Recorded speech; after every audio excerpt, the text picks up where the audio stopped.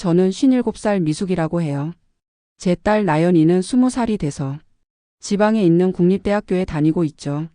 남들한테 말할 정도는 아닐 수도 있겠지만 며칠 전에 있었던 일을 누군가에게 털어놓지 않으면 가슴이 너무 답답할 것 같아서 이렇게 글을 쓰게 됐어요. 지난주 토요일에 있었던 일이에요. 엄마, 남자친구 생겼는데 소개해주고 싶어. 이렇게 나연이한테 연락이 온 건 지난달 말이었어요. 나연이는 중고등학교 내내 공부만 하느라 연애랑은 거리가 멀었거든요. 대학에 들어가서도 공부를 열심히 하는 애라 솔직히 많이 놀랐어요. 물론이지 그럼 제가 이렇게 답장하니까 나연이가 본방학이라 다음 주 토요일에 집에 온다고 하더라고요. 재민이도 같이 데리고 갈게라고 말했어요. 재민이가 남자친구 이름이래요. 저는 은근히 들뜨기 시작했어요. 오랜만에 딸이 집에 오는데 남자친구까지 소개해 준다니 허둥지둥 청소를 시작하고 뭘 만들어 줄까 하고 레시피를 검색했죠. 마음 한구석으로는 혹시 손주 얼굴도 볼 수 있으려나? 이런 생각까지 하는 제 자신이 창피했지만 그런 기대를 품고 준비를 해나갔어요. 토요일 아침 제가 싱싱한 채소를 사들고 집에 들어서는 순간 나연이한테 전화가 왔어요. 엄마 미안해. 동아리 갑작스러운 모임 때문에 나 저녁까지 학교에 있어야 할 것 같아. 근데 재민이는 벌써 기차 탔대. 걔 먼저 보낼게. 뭐? 남자친구 혼자? 저는 당황했어요. 처음 보는 어린 남자랑 둘이서 무슨 이야기를 해야 할까요? 하지만 나연이 걱정시킬까봐. 알았어.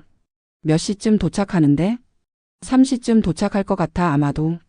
미안해, 잘 부탁해. 전화를 끊고 저는 거울 앞에 섰어요. 최근에 염색하긴 했지만 흰머리가 슬슬 보이기 시작하고 주름도 가릴 수가 없었어요.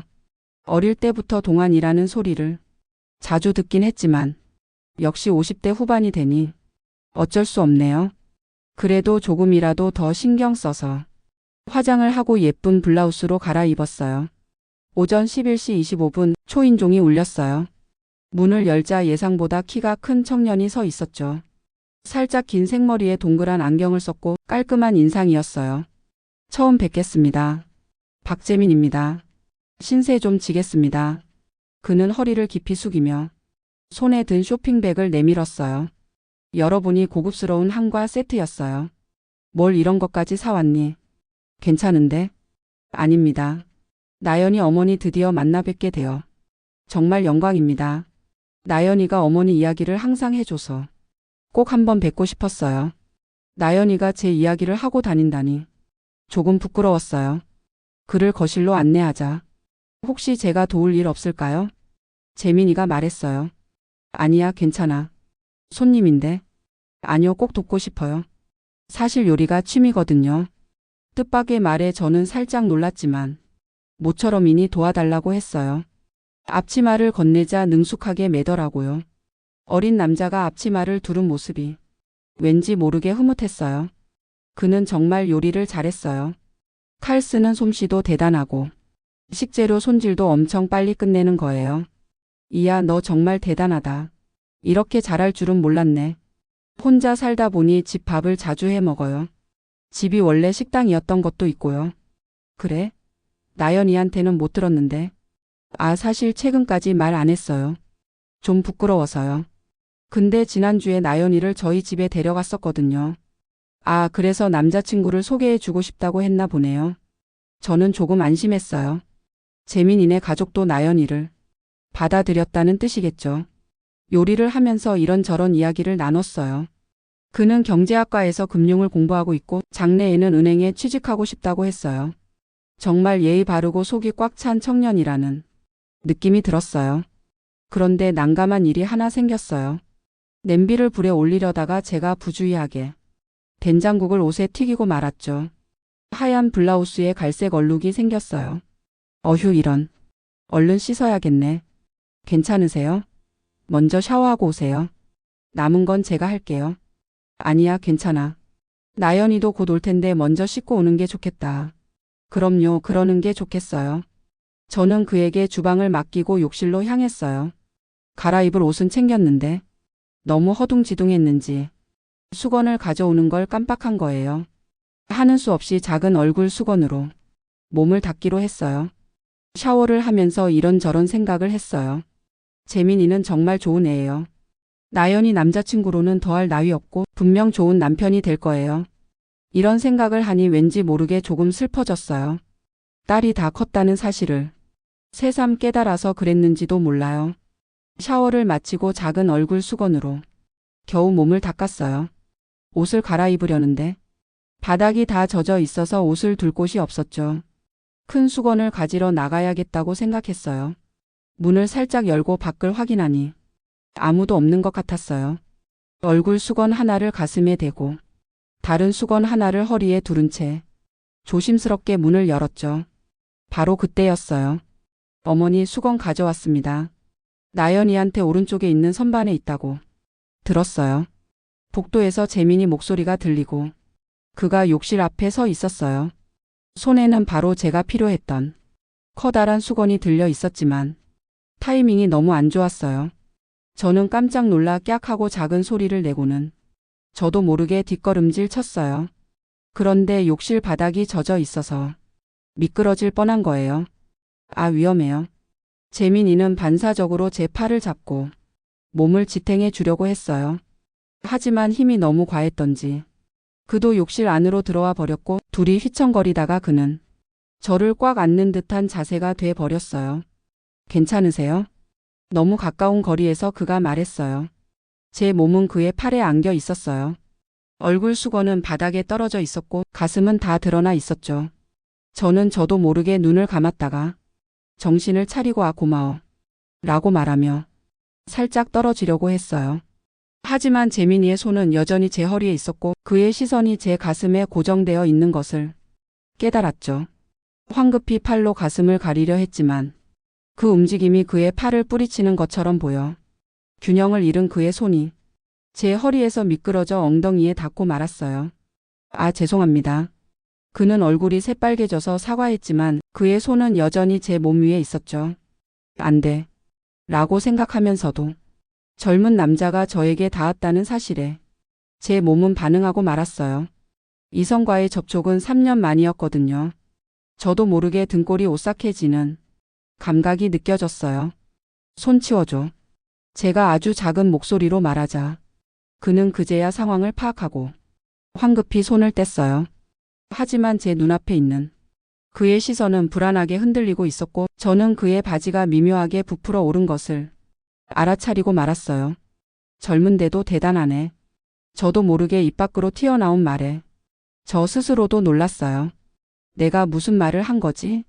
하지만 그의 변화를 눈치챈 이상 못 본 척하는 것도 부자연스러웠죠. 그때 현관문이 열리는 소리가 들렸어요. 다녀왔습니다. 나연이 목소리였어요. 저희는 황급히 떨어졌지만 그의 바지는 여전히 불룩한 상태였어요. 재민아, 빨리 복도로 나가. 수건만 두고 가. 제가 작은 목소리로 말하자 그는 수건을 놓아두고 재빨리 욕실을 나갔어요. 저는 서둘러 몸에 수건을 두르고 심호흡을 해서 마음을 가라앉혔어요. 심장이 세차게 뛰는 게 느껴졌고 얼굴이 화끈거렸어요. 욕실에서 나오니 거실에서는 재민이와 나연이가 이야기를 나누고 있었어요. 재민이는 등을 보인 채 앉아서 요리 이야기를 하는 것 같았죠. 나연이는 그의 옆에 앉아서 행복한 표정으로 웃고 있었어요. 나연아, 어서 와. 아, 엄마. 늦어서 미안해. 재민이가 엄마 도와줬대. 대단하지? 응, 정말 고마웠어. 어린데도 요리를 잘해서 놀랐다. 저는 재민이의 얼굴을 보지 않으려고 하면서 말했어요. 잠깐 눈이 마주쳤을 때 그의 얼굴이 다시 빨개지는 게 보였어요. 저녁 식사 동안 나연이는 대학에서 있었던 일이나 재민이와의 만남에 대해 이야기해 줬어요. 둘은 같은 학과라서 알게 됐고 도서관에서 서로 공부를 가르쳐 주다가 가까워졌다고 하네요. 재민이도 가끔 대화에 참여했지만 저랑 눈이 마주치면 바로 시선을 피했어요. 재민이네 집이 식당이라며? 응, 엄마 알고 있었어? 응, 방금 들었어. 지난주에 재민이네 집에 갔었다며?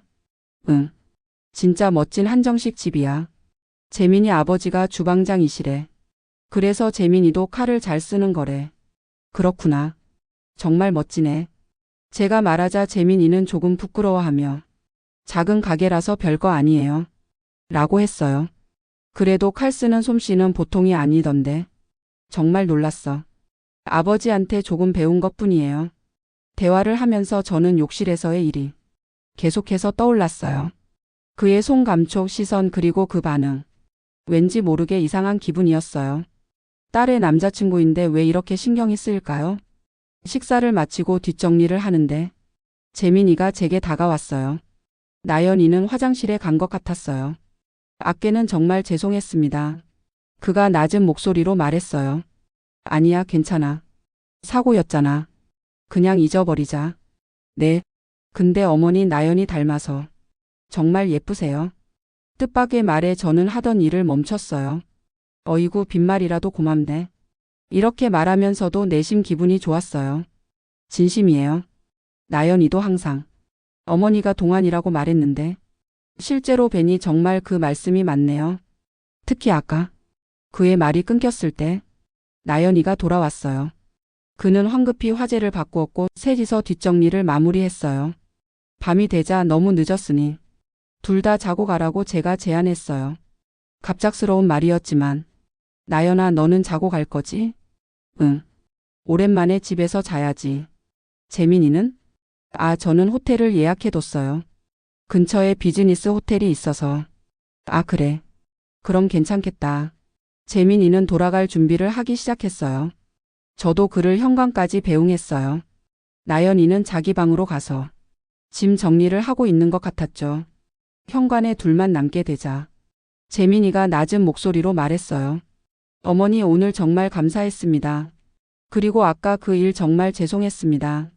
근데 솔직히 후회는 안 해요. 그의 대담한 고백에 저는 할 말을 잃었어요. 나연이는 정말 소중하게 생각해요.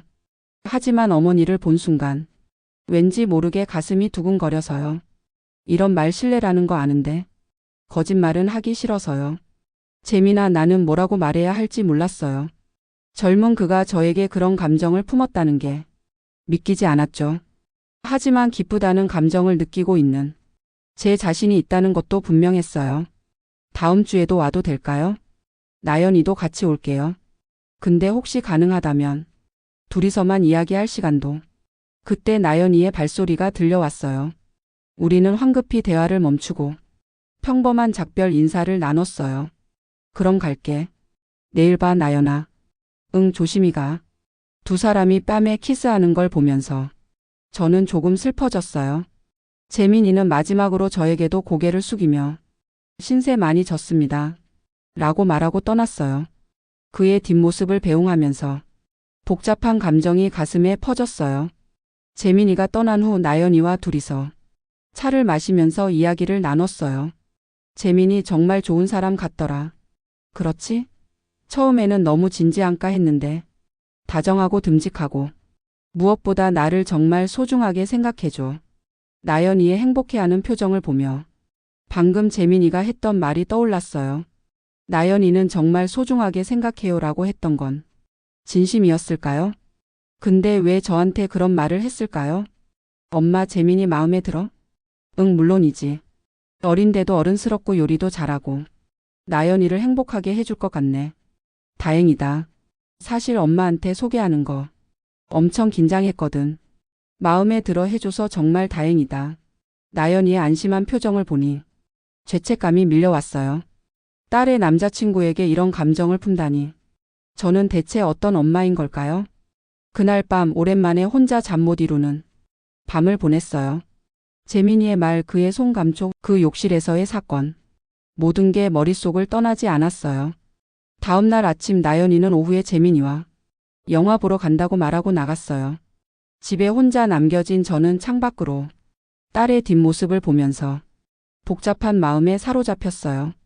그리고 재민이의 다음 주에도 와도 될까요? 라는 말이 머릿속에서 계속해서 울렸어요. 다음 주에 그가 또 오면 저는 어떻게 해야 할까요? 57세인 제가 딸의 남자친구에게 마음이 흔들리는 건 잘못됐다는 걸 머리로는 알고 있어요. 하지만 오랜만에 여자로서 인정받았다는 기쁨과 젊은 그의 말에 마음이 흔들리는 제 자신이 있다는 것도 확실해요. 아직 결론을 내리진 못했어요. 그저 그날 욕실에서의 그의 반응을 저는 잊을 수 없어요.